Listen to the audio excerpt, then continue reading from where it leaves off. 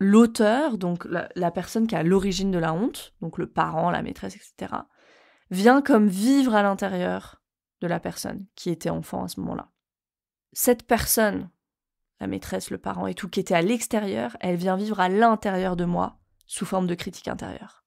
Et cette critique intérieure, c'est une partie de moi qui va me dire « fais pas ci, fais pas X, fais pas Y, t'es une mauvaise personne ». Pourquoi ? Pour que je me contrôle et pour éviter que d'autres personnes à l'extérieur me refassent ce qu'on m'a fait dans l'enfance.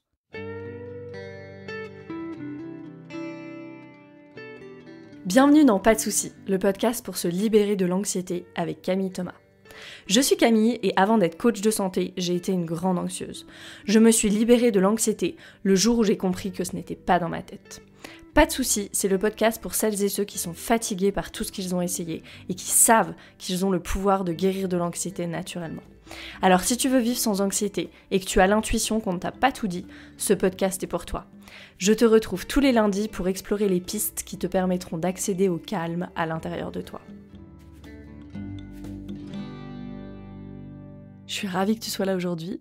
Aujourd'hui, on se retrouve pour un sujet dont personne ne veut parler, que personne ne veut entendre, mais dont je vais parler, parce qu'il est rampant à l'intérieur de nous et donc dans la société, puisque la société c'est un gigantesque miroir, la honte. Alors, ce qu'il faut savoir sur la honte, c'est que déjà elle a une fonction, cette honte. La honte, comme la douleur, la fonction de la douleur, c'est de nous empêcher d'endommager nos propres tissus, pour qu'on reste en bonne santé. La honte, elle a à peu près la même fonction, mais avec les relations sociales. Donc, la fonction de la honte, c'est de nous empêcher d'endommager nos relations sociales. Et ou de nous motiver à les réparer si on les endommage. Donc ça, c'est la fonction évolutive de la honte. Et il n'y a pas de problème avec la honte en soi. Ça, c'est vraiment important de le dire dès le départ. Maintenant, il faut faire la différence entre la honte saine, qui est cette honte qui a une fonction. J'ai mal agi, je ressens de la honte, ce qui a pour conséquence de me faire changer mon comportement. Génial. Et la honte chronique.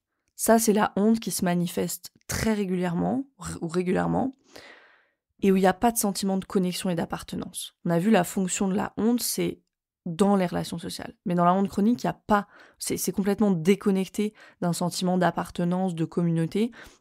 Et c'est une honte qui, avec le temps, au lieu de concerner quelque chose que j'ai fait, peut devenir en fait le sens que j'ai de mon identité. Donc c'est plus à propos de mes actions, c'est à propos de qui je suis. Et ça, c'est ce qu'on va appeler la honte chronique. Peut-être que tu l'as vu aussi sous le nom de honte toxique. Et c'est cette forme de honte, malheureusement, qu'on expérimente le plus. Mais la honte en soi, même dans notre éducation, elle peut être à notre service. Par exemple, l'enfant qui embête sa sœur et qui la pince, on lui dit « tu dois pas faire ça ». Mais ce qu'on lui dit aussi, c'est « ça veut pas dire que t'es mauvais, on t'aime, mais tu dois pas faire ça ». Et souvent, on n'a pas eu ça dans notre éducation. Souvent, on a juste eu « arrête de faire ça, t'es pas une bonne petite fille, t'es pas un bon petit garçon », c'était ça, le message. Il n'y avait pas « tu dois pas faire ça », mais c'est pas parce que tu fais ça que t'es une mauvaise personne, et c'est pas parce que tu fais ça qu'on t'aime pas. Et c'est ça qu'on aurait voulu avoir, idéalement. Si on n'a pas eu ça, on va devoir travailler avec la honte, et ça tombe bien, c'est pour ça qu'on est là aujourd'hui. Donc j'ai dit, il faut faire la différence entre la honte saine et la honte chronique, et puis ensuite, quand on ressent de la honte, il y a un type de honte qui va nous envoyer plutôt dans le sympathique, et un type de honte qui va nous envoyer plutôt dans le dorsal, dans l'effondrement. J'en reviens toujours à mon système nerveux. La honte qui nous envoie dans le sympathique, ça va être la honte plutôt agitée. On va sentir de l'agitation intérieure, le besoin d'agir, de se cacher, de se justifier. Voilà, on a besoin de faire quelque chose. Et puis il y a la honte qui nous fait nous effondrer, qui est une réaction très proche de la réponse à un trauma, en fait, où on va se figer, où on va partir en dorsale. Peut-être que c'est plus facile de travailler avec la honte agitation, parce qu'il y a au moins encore un petit peu d'énergie dans le système. Mais souvent, ce qu'on voit, c'est vraiment de la honte effondrement. Ça peut être la honte, c'est vraiment une émotion, un ressenti dans lequel on peut rester coincé. Comme quand on reste coincé dans un état comme ça d'effondrement, de dorsale, on peut facilement rester coincé dans la honte, et c'est pas ce qu'on veut, et c'est à ce moment-là qu'il faut vraiment travailler avec le corps. On va en parler. Donc qu'est-ce qu'on ressent ? On se sent déconnecté de son corps, comme quand on est en dorsale, on peut se sentir déconnecté de son corps, de quelqu'un qui nous parle de notre environnement, on n'entend plus en fait, on peut ressentir cet engourdissement, un brouillard qui m'envahit, qui bloque les pensées, qui bloque les sensations même. Peut-être que c'est une sensation d'épuisement un peu soudaine comme ça, oh j'ai besoin d'aller dormir, je peux rien faire d'autre. une sensation d'oppression, la colonne vertébrale qui s'affaisse, les épaules qui tombent. Tout ça, ça peut être des signaux que tu peux voir dans ton corps. Ah, ok. À chaque fois que je ressens de la honte, j'ai ces signaux-là. C'est ça qui se passe dans mon corps. Et ça, c'est vraiment intéressant comme indice parce que la honte, on veut tellement s'en couper que peut-être que tu ne la ressens pas comme honte. Moi, ça a été mon cas pendant longtemps, avant que je dise « Ah, c'est de la honte ». Et on va voir pourquoi notre mouvement naturel, c'est de s'en couper.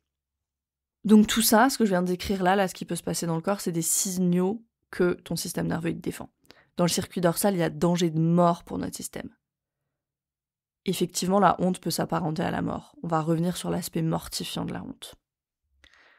Comme d'habitude, moi j'aime bien rendre les choses concrètes, donc je vais te raconter quelque chose qui m'est arrivé il y a quelques mois.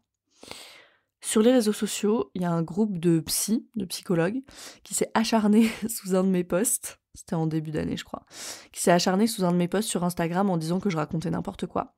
C'était un post où je disais que aller chez un psy, donc elles se sont senties attaquées, qu'aller chez un psy qui propose que de la thérapie par la parole, ça permet pas de guérir de l'anxiété, ça permet peut-être de la manager, mais ça permet pas de guérir de l'anxiété, c'est pas la bonne stratégie, il faut inclure le corps. Ce post n'existe plus, tu vas comprendre pourquoi. Quand j'ai lu, je sais pas, il y avait une dizaine de commentaires, je pense, en dessous du post, tous plus virulents les uns que les autres. J'ai commencé vraiment à me sentir partir en sympathique avec des frissons partout, et puis je me suis effondrée très vite en dorsale. J'avais envie de tout arrêter. J'avais envie de tout arrêter. J'avais juste envie de fuir, en fait. Ça, je pense que c'était encore la réponse sympathique. J'ai été en sympathique. Moi, je suis davantage en sympathique qu'en dorsale, hein, généralement. Mais cette journée-là, j'étais agitée. J'ai pas pu toucher mon travail. En fait, réellement, en parlant, là, je pense que j'étais en frise parce qu'il y avait énormément d'énergie dans mon corps et en même temps, je pouvais rien en faire de cette énergie. Donc, j'étais dans la réponse de figement, ouais. Et c'est quelque chose que j'enseigne, ça. La régulation du système nerveux. C'est quelque chose dont je parle beaucoup, que je pratique beaucoup pour moi-même. Et pourtant, la honte, c'est une émotion qui est hyper forte, qui est corrosive. J'ai supprimé le post. La honte, souvent, chez moi, elle est couplée avec de la peur. C'est ce que j'ai remarqué. Ce que je dis là, c'est pas universel, hein. C'est vraiment ce que j'ai remarqué à propos de moi. Souvent, la honte et la peur par rapport à un comportement, on a honte de notre comportement, on a peur que ce comportement soit puni, ça, c'est ce qui donne la culpabilité. Mais chez moi, j'ai l'impression que c'est pas ça. Et c'est quelque chose que je suis en train d'explorer. Ici, je te partage vraiment du work in progress dans cet épisode. J'aurais pu attendre que tout soit résolu avec ce sujet de la honte, être complètement bulletproof. Mais je veux pas faire ça. Je veux montrer qu'on n'a pas besoin d'avoir tout résolu pour pouvoir partager quelque chose. Et plus vite on commence à travailler avec la honte, plus vite on va avancer sur notre chemin de guérison. Donc c'est vraiment important que je le partage. Et si c'est un sujet que t'as pas encore touché du doigt ou que tu te dis « Oh, je ressens pas de honte, moi », je t'invite à écouter jusqu'au bout. Peter Levine, dont je suis les enseignements, il dit que la honte, elle fonctionne comme le cancer. C'est d'abord une cellule, et puis ça se multiplie, et ça devient de la honte chronique, qui, quand elle est réactivée par un épisode comme celui-ci, puisque c'était une réactivation, hein, l'épisode dont je viens de parler, qui est hyper difficile à vivre. Il y a une coach que j'aime bien qui s'appelle Annabelle Ingleton aux États-Unis. Elle travaille avec le trauma aussi depuis plus de 3 ans, je crois. À qui il est arrivé la même chose en fait, mais sur plusieurs semaines. Moi, c'était un post, elle, c'était pendant des semaines, avec des psys qui se sont acharnés sur elle. Et elle raconte dans un épisode de podcast, je crois, qui est sorti en septembre, son podcast, ça s'appelle Blooming, si tu veux aller écouter. Et elle raconte dans un épisode tout ça, tout ce processus là où elle a été, c'était vraiment du bullying, hein. Et comme vraiment ça l'a complètement détruit de l'intérieur, où elle est partie dans ce cycle de la honte en fait, vraiment ce shame cycle quoi, et qu'elle en est pas ressortie de toute l'année en fait. Et elle raconte comment elle a pris toutes les décisions dans son business cette année sur la base de la honte, et que ça lui a coûté énormément, alors déjà en termes de clients etc, mais dans son estime d'elle, et parce qu'elle a complètement arrêté de parler de trauma du jour au lendemain, alors que c'était ça qu'elle faisait depuis 3 ans, et du coup plus personne comprenait ce qu'elle faisait.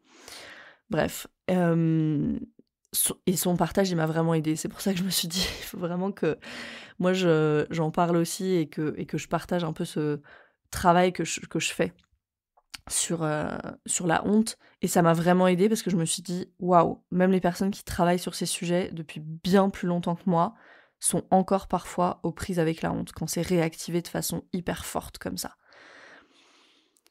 Parce que la honte, c'est une émotion ultra puissante, et quand on est prise comme ça dans le cycle, hein, ça peut être hyper, hyper difficile de s'en sortir. Et plus que de la honte, ce qu'Annabelle, elle a vécu, c'est de l'humiliation, en fait. Et ça, c'est un sujet que je rencontre souvent en coaching, quand on parle voilà, de son enfance, des traumas de l'enfance. C'est le sujet de l'humiliation. J'étais à l'école primaire et la maîtresse m'a humiliée devant tout le monde. Je pense que c'est arrivé à bien plus de personnes qu'on l'imagine ça. Ou il y a un enfant qui s'acharnait sur moi dans la cour de récréation et tout le monde se moquait de moi, et c'était l'humiliation. L'humiliation, c'est dur. Et là, la plupart des personnes, quand on entend ça, notre mouvement naturel, c'est quoi? C'est de dire « Non mais c'est la maîtresse, en fait, qui devrait avoir honte. » Ou c'est les autres enfants qui devraient avoir honte, pas toi. Et bim, j'ai empiré les choses en disant ça. Pourquoi? Parce que la personne en face, quand moi je lui dis ça, qu'est-ce qu'elle dit? Je ressens cette honte, et en plus j'ai honte de ressentir la honte parce que je devrais pas la ressentir, c'est quelqu'un d'autre qui devrait la ressentir. Nous voilà bien. Plus sérieusement, quand on ressent de la honte, enfin c'est très sérieux, hein, mais quand on ressent de la honte, on veut pas être en relation avec l'autre à ce moment-là, on veut pas être vu en fait. Peut-être que tu ressens ça, on a juste envie de se cacher. Et on n'a pas besoin d'être réconforté en fait dans ce moment précis. Et ça, la science nous le montre. Qu'on va juste empirer les choses en réconfortant quelqu'un qui est dans un cycle de honte. Il y a une étude qui a été faite que partage Peter Levine dans une de ses vidéos. On a fait des IRM du cerveau de personnes. Donc on a pris un groupe non traumatisé, on va l'appeler comme ça, et on a pris un autre groupe de personnes traumatisées qui vivaient le trauma et de la honte. L'un va avec l'autre souvent. Et l'étude, elle a été faite comme ça, on a montré des images, des photos de visages heureux. Chez les personnes non traumatisées, le cortex préfrontal s'active. Donc quand le cortex préfrontal s'active, ah oui, c'est agréable, ok, des visages heureux, super. Chez les personnes traumatisées qui ressentent de la honte, le cortex préfrontal se désactive, et c'est une région du tronc cérébral, donc le tronc cérébral, région beaucoup plus primitive du cerveau, et une région précise du tronc cérébral qui est associée à la peur, à la terreur, à l'immobilité qui s'active. Donc essayer de rassurer quelqu'un, de faire se sentir bien la personne, ça va juste faire que la personne va s'effondrer encore plus. C'est ce que cette étude, elle nous montre, quand il y a de la honte. Et vous toutes et tous qui m'écoutez, je sais que vous n'êtes pas forcément coach, psy, etc., mais je parle de ça, d'être en relation avec quelqu'un qui a de la honte, déjà parce que c'est fréquent, et parce qu'après on peut se donner ça à nous-mêmes. Donc ce qui est beaucoup mieux, c'est de laisser le choix à la personne d'être en relation ou pas, en fait. Et même chose, quand moi je ressens de la honte, quand ça y est, j'ai identifié que c'est ça, ok, là j'ai pas envie d'être en relation, peut-être que c'est pas du tout la co-régulation, la bonne stratégie pour moi à ce moment-là, qu'est-ce que je peux faire pour m'auto-réguler plutôt? Et si je suis en relation avec quelqu'un qui a de la honte, ok, je donne le choix à la personne, peut-être lui proposer de travailler avec quelqu'un qui est informé sur le trauma pour traverser ça. Même chose pour moi. Quand je ressens de la honte, ok, comment je peux me faire accompagner? Autant, je pense qu'on peut être très autonome sur plein de sujets quand on est sur son chemin de guérison, autant la honte, je pense que c'est vraiment un sujet où une aide extérieure peut être vraiment bienvenue. Enfin, moi, je l'ai expérimenté sur moi. Ça peut être tellement puissant qu'une aide extérieure peut être vraiment bienvenue pour traverser ça, processer ça. Ce qu'il faut vraiment comprendre, et un petit peu plus sur les causes de la honte, sur les origines de la honte. Si je reprends l'exemple de la maîtresse, et c'est la même chose avec les parents, un enfant, il peut pas se dire « Oh, je suis un bel enfant, je suis un enfant merveilleux avec les meilleures intentions. Peut-être que si j'avais été dans une autre classe ou si j'avais été dans une autre famille, on ferait attention à moi, on m'aimerait, on s'occuperait de moi avec tout l'amour dont j'ai besoin. » Non. Un enfant, il essaie de donner du sens à ce qui lui arrive, mais il peut pas avoir ces raisonnements-là. Et la plupart du temps, le sens qu'il donne, c'est « je suis une mauvaise personne ». C'est très simple, c'est très basique, c'est très straight to the point. Parce que c'est une contradiction qui est intolérable, en fait. La personne qui est censée s'occuper de moi et m'aimer me vole ma dignité, dans le cas de la maîtresse, ou peut-être à la maison me critique en permanence, dans le cas d'abus des enfants qui sont abusés, les parents sont carrément source de danger, c'est irréconciliable. C'est irréconciliable que la personne qui est censée s'occuper de moi soit source de danger finalement. Donc l'explication, c'est je suis une mauvaise personne. Et du point de vue de l'évolution, ça a du sens, parce que ça m'évite de me battre ou de fuir. Un enfant jeune, je parle jeune, mais ça causerait en fait plus de dommages. Un enfant de 6-7 ans qui part de la maison, qu'est-ce qu'il va faire tout seul? Un enfant de 6-7 ans qui essaie de se battre contre des adultes, qu'est-ce que ça va faire? Ça va juste empirer les choses. Donc d'un point de vue évolutif, ça a énormément de sens que l'enfant donne ce sens-là à ce qui se passe. D'un point de vue psychologique, par contre, ce qui se passe, c'est que ce même enfant intègre des croyances, des schémas de pensée. Et les croyances, le schéma de pensée, c'est je suis une mauvaise personne, j'ai tort, j'ai pas de valeur, j'arrive jamais à rien. Et c'est ça qui influence, et souvent de façon subconsciente, toutes nos décisions ensuite. Et ici même, je vais te poser une question, combien de risques calculés tu n'as pas pris, ou dans combien de relations tu t'es pas engagé parce qu'au fond, tu penses que t'en vaux pas la peine ou que tu vas pas y arriver. Même de façon pas si consciente que ça, peut-être que c'était formulé autrement. Ton esprit l'a formulé autrement, mais combien de choses t'as pas faites parce que t'étais drivé par la honte? Ou drivé par ces croyances qui émergent de la honte, plutôt. Quand il y a du trauma dans les relations dès l'enfance, il y a toujours de la honte. Et elle devient omniprésente dans nos relations d'adultes après. Dans notre vie d'adulte même. Et ces croyances qui sont le résultat de la honte, elles peuvent paraître très simples. Presque trop simples en fait. Je ne suis pas assez. C'est quoi le disque qui tourne en permanence comme un disque rayé? Je ne suis pas assez. Je suis une mauvaise personne. Je suis nulle. J'y arriverai jamais. Et si tout ça, ça suffit pas, il y a le « tu te prends pour qui ?» Et elles sont simples, ces croyances, parce qu'elles sont jeunes. Quand c'est tellement simple et tellement catégorique comme ça, c'est cette réalité-là, je suis nulle, c'est comme ça. C'est ce que je crois, et qu'il n'y a pas vraiment de place pour autre chose, alors tu sais que c'est des parties plus jeunes de toi qui sont présentes. Et c'est là que le travail avec ces modalités expérientielles, le travail avec les parties de soi, ou avec le psyché, qui est hyper puissant vraiment sur le sujet des croyances, sont vraiment des modalités puissantes. Et ça peut être des choses aussi plus déguisées. Là, j'ai parlé de l'humiliation et des abus, mais ça peut être aussi... j'ai grandi, par exemple, dans une famille qui était très axée sur la performance. Et le message même implicite, et souvent implicite, le message c'est « on t'aime si tu réussis à l'école, si tu brilles au tennis, si tu fais du piano ». Et ça peut donner énormément de honte aussi. Parce que l'enfant, il va avoir l'impression qu'il est jamais à la hauteur. Et puis ça va donner un adulte qui a l'impression d'être jamais à la hauteur. Et ça, c'est ce que décrit très bien Bessel van der Kolk. Ce qu'il explique, c'est qu'il dit l'auteur, donc la personne qui est à l'origine de la honte, donc le parent, la maîtresse, etc., vient comme vivre à l'intérieur de la personne qui était enfant à ce moment-là. Cette personne, la maîtresse, le parent et tout, qui était à l'extérieur, elle vient vivre à l'intérieur de moi sous forme de critique intérieure. Et cette critique intérieure, c'est une partie de moi qui va me dire « fais pas ci, fais pas X, fais pas Y, t'es une mauvaise personne ». Pourquoi ? Pour que je me contrôle et pour éviter que d'autres personnes à l'extérieur me refassent ce qu'on m'a fait dans l'enfance. Tu sais, quand je suis hyper perfectionniste, que je fais pas ci, je fais pas ça, je sors pas sans maquillage, parce que je veux surtout pas qu'il y ait une brèche dans laquelle quelqu'un pourrait s'insérer et me critiquer. Et du coup, générer de la honte en moi. Me faire ressentir ça parce que c'est trop douloureux. Waouh, c'est pas un mécanisme juste incroyable ça? Juste trop beau.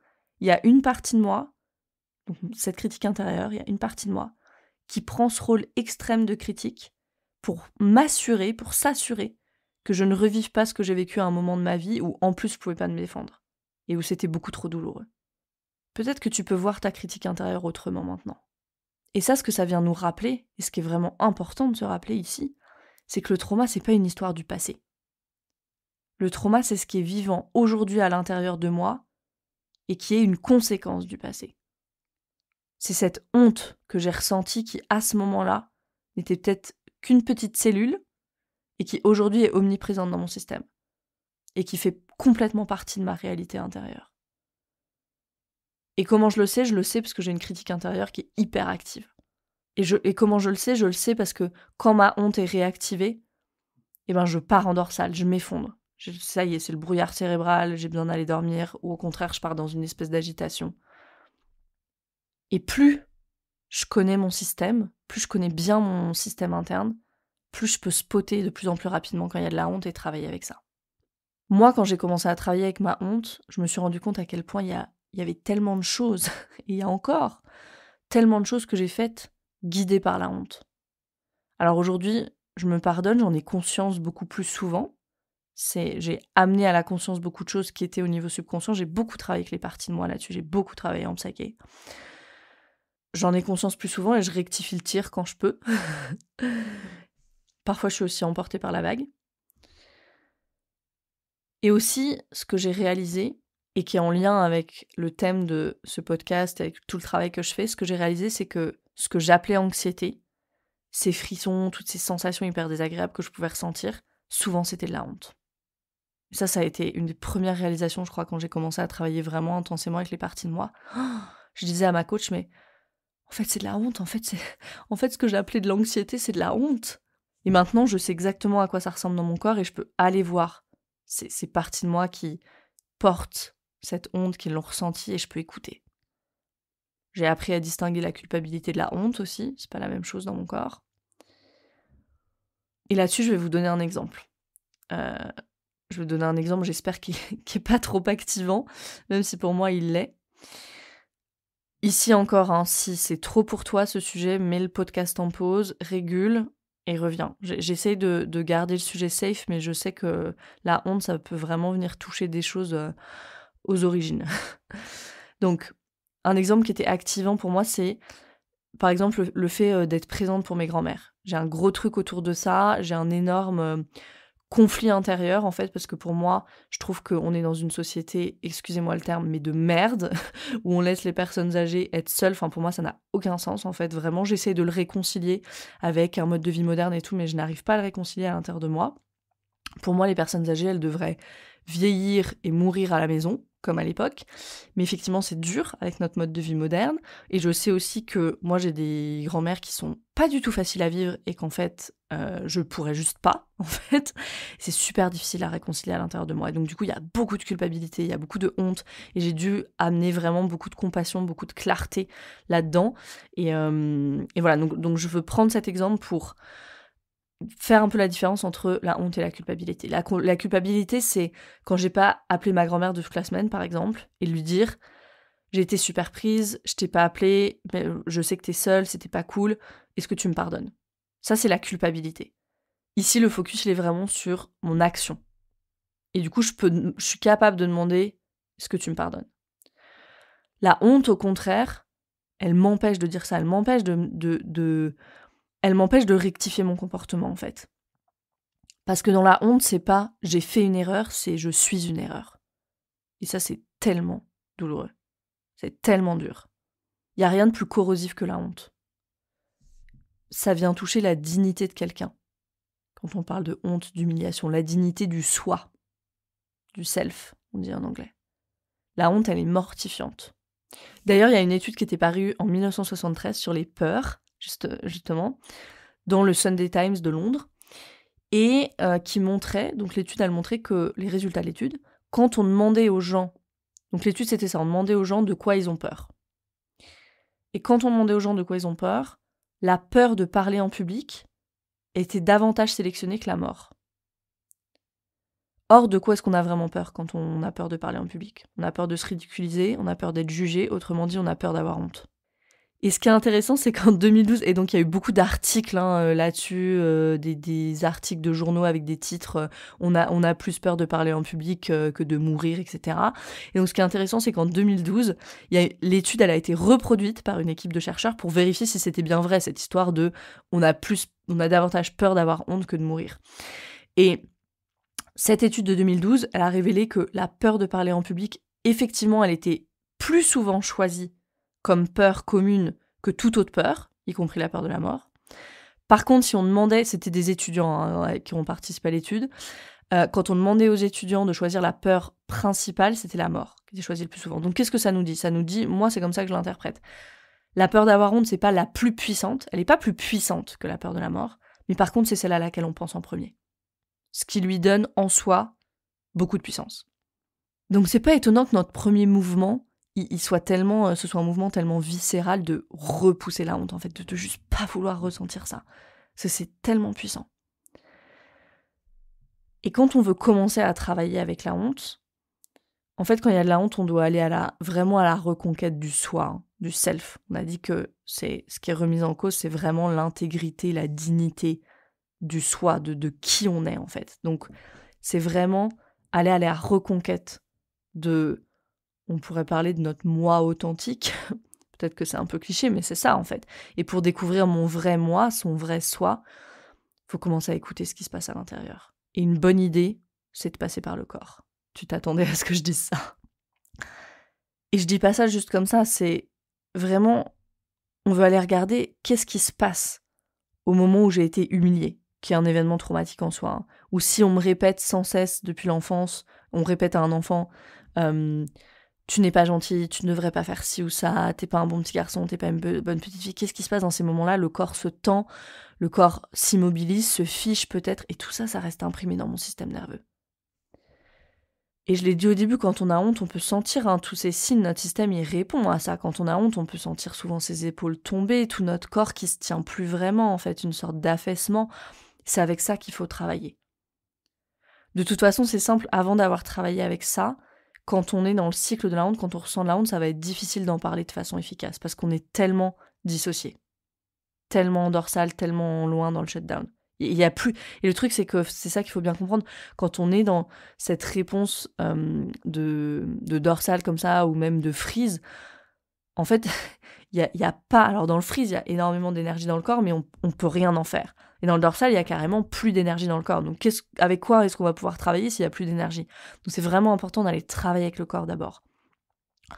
Donc, là, je vais essayer de te donner des pistes. Donc, une première piste, travailler avec le corps, par exemple, avec quelqu'un qui fait du somatic experiencing.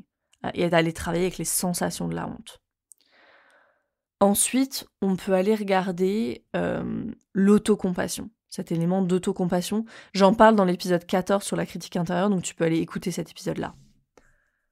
Sur ce sujet de l'autocompassion, j'avais entendu un docteur, un PhD, aux États-Unis, c'était une vidéo, je ne sais plus son nom, et lui, il donnait des conférences sur la pleine conscience, sur la méditation, etc. Et il racontait qu'il avait une anxiété telle, avant de donner des conférences, qu'il était paralysé. Donc vous imaginez, t'imagines pour quelqu'un qui, justement, enseigne la pleine conscience et tout ça, complètement paralysé, avant d'aller parler de ça. Et puis, au lieu de sa méditation classique, un jour, il a commencé à méditer sur l'autocompassion, avec des phrases comme, en anglais, c'est « may I be » machin, donc en français, c'est « que je sois en paix aujourd'hui, que je puisse m'apporter la gentillesse et la compassion, etc. » avec des phrases comme ça. Et il a commencé à développer comme ça en lui une capacité d'autocompassion plus grande, en tout cas. Et une fois qu'il avait cet outil de l'autocompassion, il a réalisé, mais en fait, c'est pas de l'anxiété que j'ai, c'est de la honte. Et donc ça montre à quel point elle peut être cachée, en fait, cette honte, et à quel point on peut la confondre pour d'autres choses. Et ça m'a marqué, ce témoignage, parce que c'est ce que je partageais plus tôt. Moi, c'est exactement ce que j'ai vécu quand j'ai commencé à travailler avec les parties de moi. Je me suis dit, mais en fait, toutes ces sensations, c'est pas de l'anxiété, c'est de la honte. Qui génère après de l'anxiété. Mais l'origine, c'est de la honte. Parce que aujourd'hui, oui, je peux me dire « Ah, quand j'étais enfant, j'aurais dû faire X ou Y, j'aurais dû m'enfuir, ou j'aurais dû défendre ma mère quand mon père devenait violent, ou j'en sais rien, tac, tac, tac. » Aujourd'hui, en tant qu'adulte, je peux voir ça. Mais est-ce que je peux voir que cet enfant, il avait peur? Il était sans défense, il était complètement désemparé. Et quand on travaille avec la honte, on peut commencer à voir ça.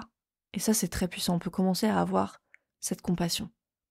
Et quand on commence à avoir cette compassion, on peut dissoudre doucement cette honte qui vit encore en nous aujourd'hui. Parce que c'est ça, le vrai problème. Donc les pratiques comme ça de pleine conscience avec un focus sur l'autocompassion, elles peuvent être intéressantes. On sait, il y a des études qui montrent aujourd'hui que quand on médite précisément sur la compassion, par exemple, et qu'on vient vraiment créer des nouvelles voies neuronales à cet endroit-là. Donc ça peut être intéressant. Mais surtout, arrêter ce mouvement intuitif de repousser. Parce que ça apporte encore plus de dérégulation au système nerveux. Et commencez à écouter. Commencez à écouter les parties de soi. Ah, tu penses que je suis nulle. Intéressant. Ok, qu'est-ce que tu as de plus à me montrer? Ok. Et déjà, tu vas voir, quand tu commences à écouter ta critique intérieure avec plus de compassion, elle va se relaxer un peu. Ça veut pas dire qu'on lui laisse mener la danse, hein. C'est pas ce que je suis en train de dire. Juste un peu de curiosité, un peu de compassion. Et si c'est trop envahissant ou si c'est trop difficile de le faire seul avec la honte, et je peux supposer que ça l'est, parce que ça peut être même handicapant, hein, cette honte et cette critique intérieure qui est tellement active et réactive, fais-toi accompagner. On ne peut pas guérir de ces traumas sans rencontrer la honte sur le chemin. C'est une émotion universelle qui a ses fonctions, on l'a vu, et la honte, c'est pas un problème en soi, tant qu'elle ne devient pas qui l'on est. Et ça, c'est tout le travail de guérison qu'on a à faire. Aller aux origines de la honte pour pouvoir amener de la compassion et ne pas la laisser devenir qui on est.